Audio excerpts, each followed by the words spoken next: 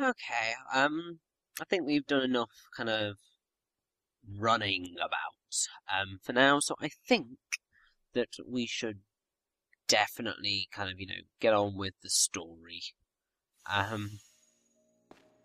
And to do that, we need to head outside.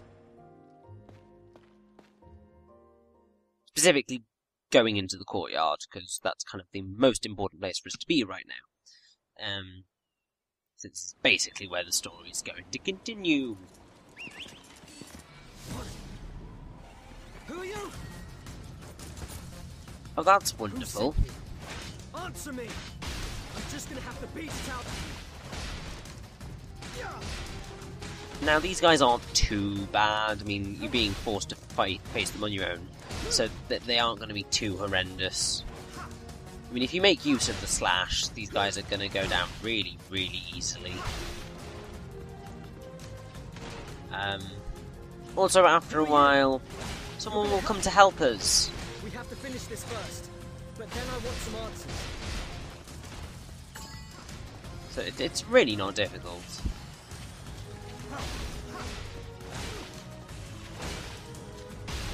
They're more of a nuisance, if anything.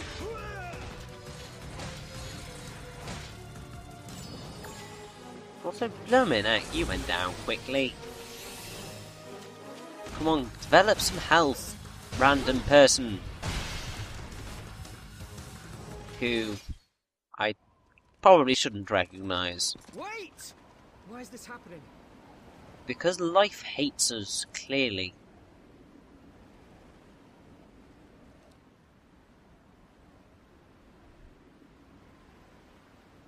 Why are you after me? Who sent you? Think I'll talk? No!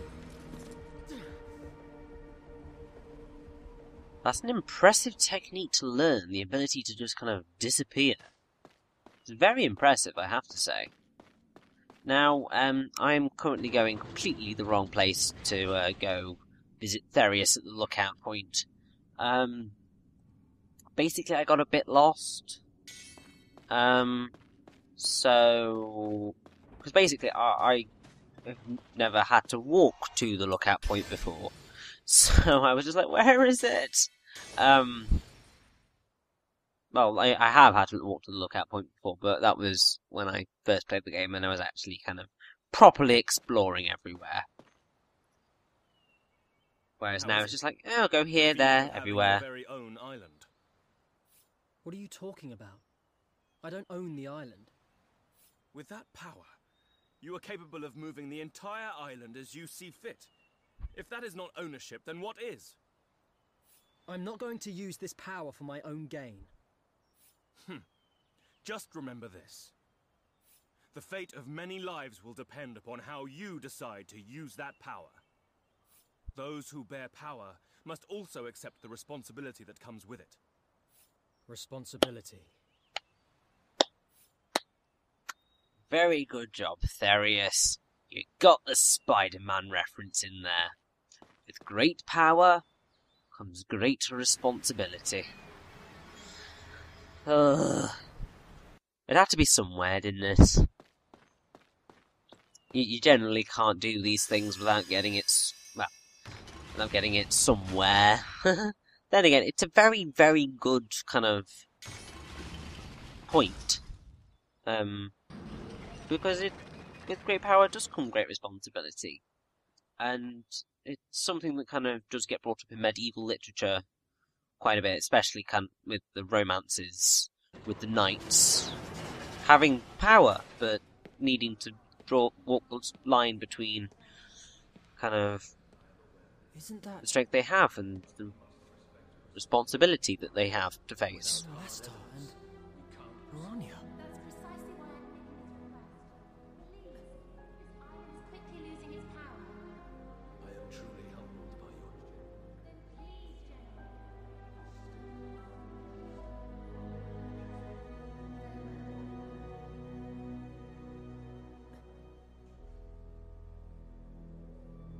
What's that about? Very, very, very interesting indeed. So, dude, what the heck were you doing walking into me? This isn't pleasant, thank you. Oi, Mirania. Sorry, I keep running into you. I don't know my own momentum. Oh, Zael. What are you doing here? You first. What were you and the General talking about? Oh, nothing. Just talking about the world. Traveling. A likely story, Mirania. You were a little bit too, animated, I guess. So that you were talking about travelling. Also a little bit too concerned and emotional.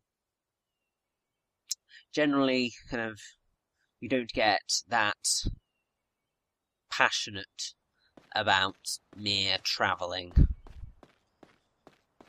Oh, it's blowing a gale. It's positively ruining my hair. It would, now that the island is moving. The salt can't be too good either. Do you have any idea what this salty air will do to my hair? Perfect line from Bayonetta, just slip in there. Yeah, I'm just gonna see Bayonetta references everywhere, even where there are none, because that's not a Bayonetta reference, that's just kind of slightly taking the mickey out of the stereotype of women obsessing about their hair. And the fact that salt air generally does it does kind of mess with your hair. Humidity does it as well, to be honest. So, General Astar is waiting for us in the courtyard. However, before we do that, we're going to want to return to Ariella's tavern. Because after just having people try to assassinate us, we can actually get to learn a great deal about Lowell and Syrenne. Because we don't really ever learn anything about their backstory in the main course of the story. Other than what happens to them. However... Syrenne and Lowell are upstairs. They both Yes. look kind of glum. Maybe you should talk to them? We can, see what's up with them. Also, Mirania made it back here in record time. Wow. I could scarcely have imagined it. Yet the destruction of the land goes on. What secrets is this island still hiding?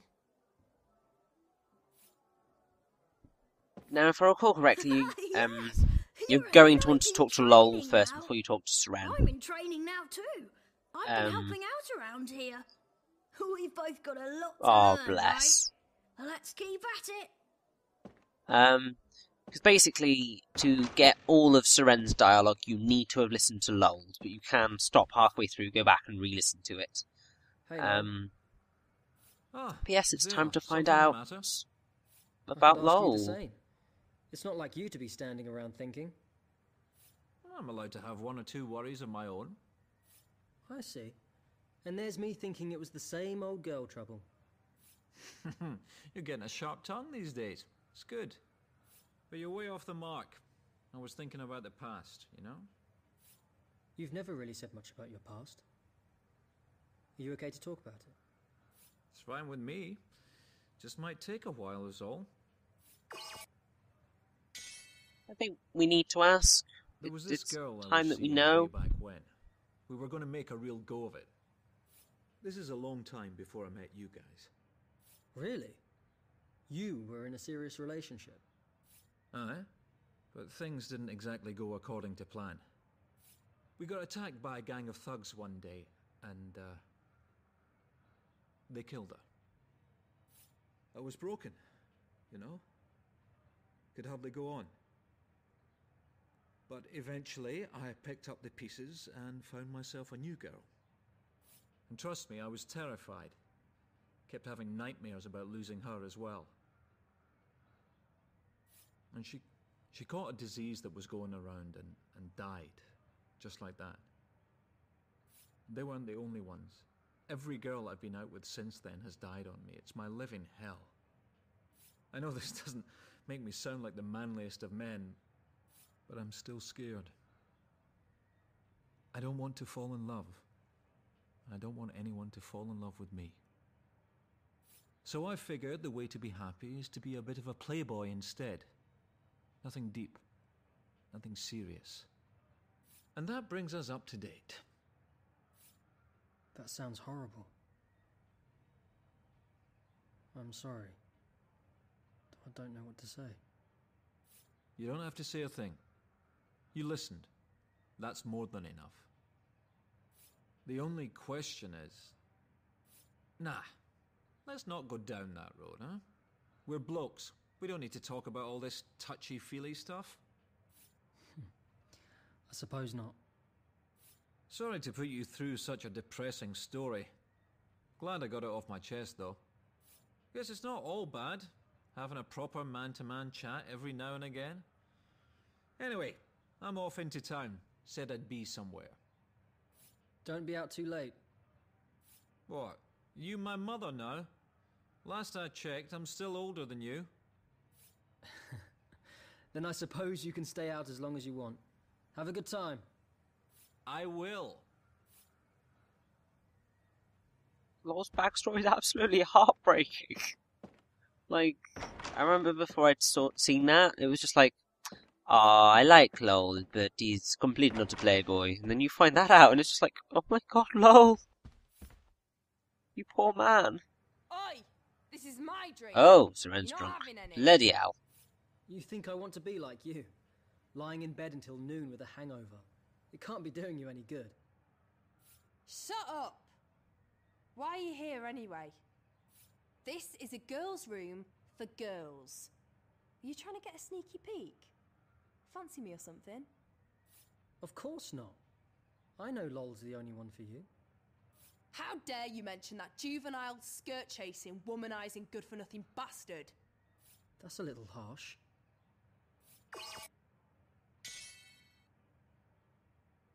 You really think so? I do. Lowell's been very thoughtful lately. I think that includes the idea of you and him. So why is he sending you to defend him? He's a man. You tell him he needs to man up and talk to me himself. Syrenne.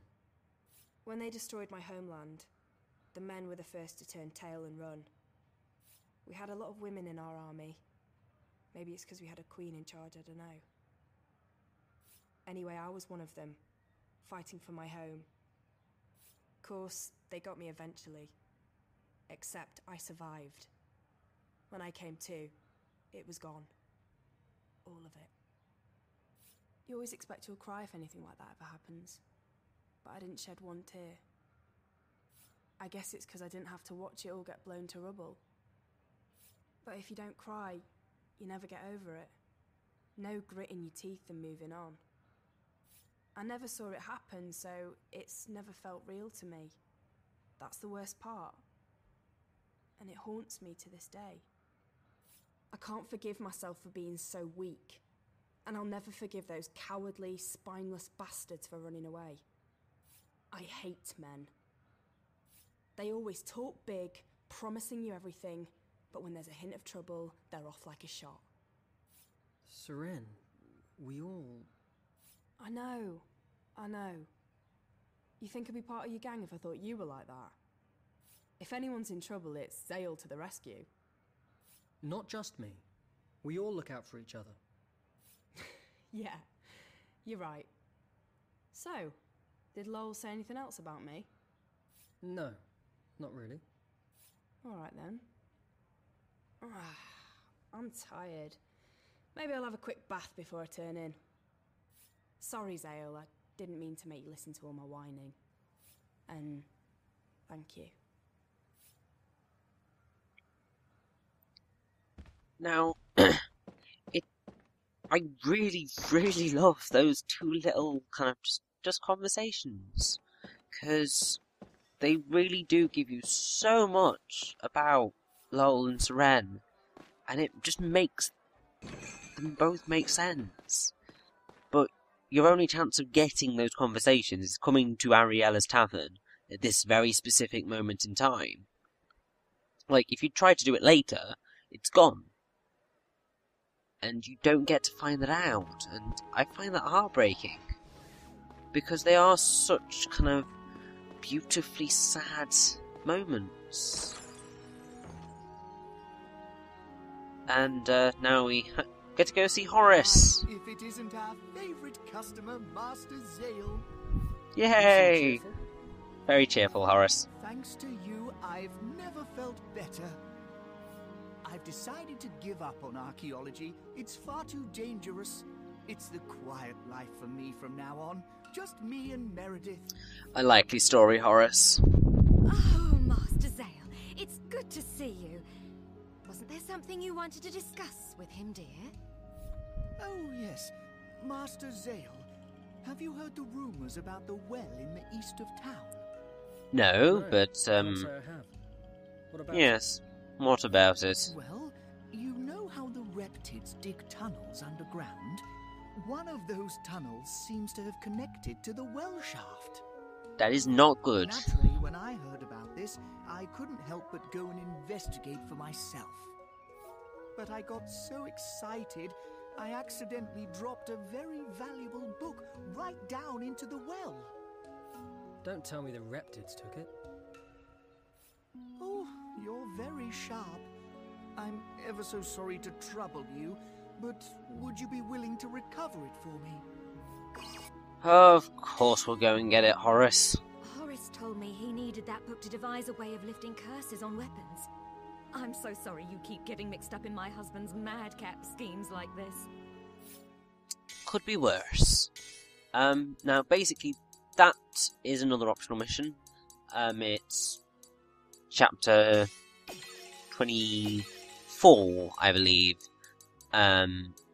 So we are going to go do the official story plot that we are meant to be doing right now.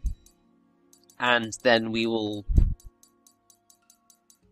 essentially come back and then get on with this optional chapter that Horace wants us to get on with.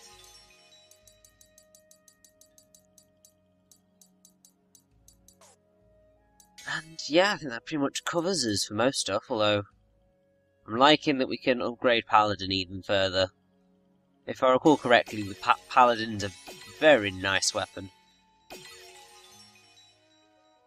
Especially once it is kind of fully upgraded. Okay, never mind, not when it's fully upgraded.